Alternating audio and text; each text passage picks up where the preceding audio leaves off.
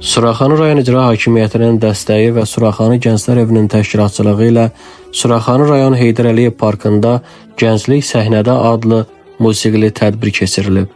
Tədbirin rəsmi hissəsində Suraxanı rayon icra hakimiyyətinin başçısı cənab Adil Əliyev iştirak edərək gənclərə fəaliyyətində uğurlar arzulayıb və onların fəallığına, təşəbbüskarlığına yüksək qiymətləndirib. Eyni zamanda gənclərin cəmiyyətin inkişafında oynadığı mühüm rolu xüsusi vurğulayıb.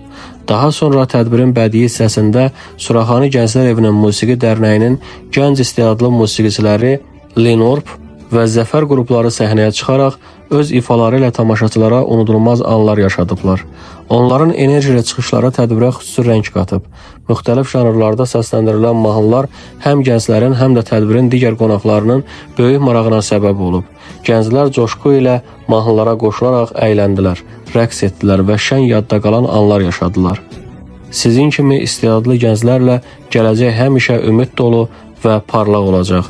Daim özünüzə inanın və uğurlarınızla ölkəmizin adını ucaldın.